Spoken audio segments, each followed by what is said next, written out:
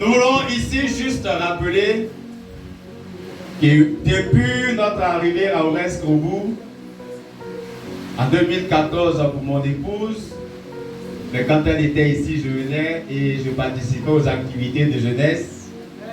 Et depuis 2016 pour moi, on a fait l'effort de pouvoir former les jeunes à la responsabilité pour qu'ils soient capables d'assurer après, peut-être que Dieu nous ait rappelés, peut-être ailleurs ou auprès de lui. Mais jusqu'aujourd'hui, il est triste de le dire et de le constater que c'est comme si nous étions encore en 2014 ou que nous étions encore en 2016. Mais comme c'est Dieu qui fait son œuvre, nous le regardons et nous prions davantage afin qu'il puisse nous aider à voir ce qu'il faut et faire ce qu'il faut, afin que la relève au niveau de l'église des assemblées de Dieu d'Aurès-Krobou soit assurée. Nous avons des points de satisfaction parce que c'est vrai que l'œuvre humaine n'est pas totalement parfaite. Il y a quand même quelques jeunes qui s'engagent et qui sont là quand on leur demande de venir, qui participent aux activités. Et cela se verra ce matin. Et nous avons particulièrement les enfants de l'écodime qui nous aident. Principalement, ils sont vraiment nos appuis, ils sont nos soutiens, ils sont nos mains d'œuvre dans tout ce que nous réalisons. Et nous voulons vraiment leur dire merci. Dire merci aux monitrices, dire merci aux parents parce qu'ils pouvaient dire non, mon enfant est à l'école de dimanche, il ne participera pas aux activités de la jeunesse, mais ils laissent venir leurs enfants nous aider à relever le nom de la jeunesse à Aurès-Krobou. Pour cette année, nous voulons aussi célébrer Dieu avec les hauts et les bas que nous connaissons et particulièrement autour du thème qui est là. J'attire que tes progrès soient évidents pour tous. Je pense que cette pensée-là doit nous habiter toute cette année 2023 dans tout ce que nous allons faire. Afin que cela reste dans notre mémoire et qu'en sortant de 2023, qu'on puisse le 31 décembre 2023 dire que nos progrès ont été observés et ces progrès-là nous ont permis de faire un plus avec Dieu. Nous voulons au moins lancer un appel ce matin. Lancer un appel aux jeunes gens de l'église. Nous sommes forts, Dieu le sait. C'est pour cela qu'il voudrait que nous puissions chaque jour rester ensemble. Nous sommes merveilleux, Dieu le sait. C'est pour cela qu'il voudrait que nous puissions trouver du temps à échanger, trouver du temps à causer ce qui nous concerne nous-mêmes. Comme on pouvait le dire, si on n'arrive pas à se retrouver à l'église, évidemment, on sera obligé de se retrouver ailleurs et se retrouver ailleurs entre amis. Cela est parfois pénible parce que les gens vont nous pousser à faire des choses qui ne sont pas bonnes pour nous-mêmes et bonnes pour la communauté. La main de Dieu est encore tendue à l'égard de chacun. La plupart de l'église est jeune. La plus grande partie de l'église est jeune. Alors étant jeune, intéressons-nous à ce qui concerne notre âge, sans regarder à notre titre, sans regarder à ce que nous sommes à l'église. Cela est pour nous-mêmes notre bien. Je voudrais lancer un appel aux parents. Je leur ai déjà dit merci, mais je voudrais encore vous demander pardon. Poussons nos enfants à la jeunesse. Encourageons nos enfants à participer aux activités de la jeunesse. Même s'il faut même parfois leur donner des enfants pour qu'ils viennent, pourquoi pas? On sait comment les blaguer pour qu'ils puissent s'intéresser à la jeunesse comme on le fait pour ceux qui sont à l'école. Parce que si nous ne poussons pas nos enfants dans la jeunesse, dans la main de Dieu, d'autres personnes les pousseront ailleurs. Et aujourd'hui, même à l'école, on fait la promotion de l'épanouissement de l'enfant.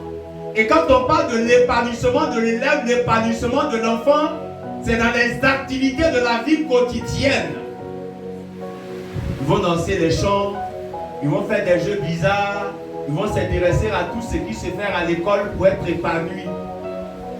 Mais si nous, on ne pousse pas nos enfants dans la main de Dieu, au travers de la jeunesse, si ne faites pas attention, nous serons étonnés de les voir venir avec des étonnements. Je voudrais ici aussi lancer un appel au conseil de l'Église, aux responsables de l'Église, aux membres de l'Église, faisant l'effort d'aider chaque jeune à être épanoui au sein de l'Église. Un jeune épanoui fait la joie de l'assemblée, fait la joie de tout le monde. Un jeune qui est content, il est content de tout faire et de bien faire tout. Aidons les enfants, aidons les jeunes à vivre leur jeunesse en Jésus-Christ. Les jeunes gens, comme je l'ai dit, venons apprendre auprès des aînés. Parce que nous avons déjà fait notre jeunesse. Moi, c'est depuis mon enfance que j'ai commencé à servir Dieu. Écoutez, jeunesse, jusqu'à aujourd'hui. Il y a des compétences qu'on voudrait partager avec plusieurs. Quand on prend le frère Mien, il est rempli de compétences. Même ceux qui sont là, ils sont remplis de compétences. Venez apprendre. Enfin que vous aussi, demain, que vous soyez capable de transmettre quelque chose à l'Église que Jésus va vous confier. Venons ensemble pour garantir l'œuvre de Jésus-Christ aujourd'hui et demain. C'est vrai qu'on a tendance à dire la jeunesse est l'Église de demain. Quand j'étais président de jeunesse à l'église d'Aguedo, Emmanuel, mon thème c'était la jeunesse, l'église d'aujourd'hui. Parce que la jeunesse c'est l'église d'aujourd'hui, ce n'est pas l'église de demain. Parce que c'est aujourd'hui que l'église a besoin de fonctionner correctement. C'est aujourd'hui que l'église a besoin que tu viennes faire vivre l'église. Ce n'est pas demain. Il faut le comprendre et engager ta volonté dans ce sens. Notre prière de chaque jour est qu'au reste au bout se développe. Parce que c'est vrai que nous sommes loin de l'autoroute.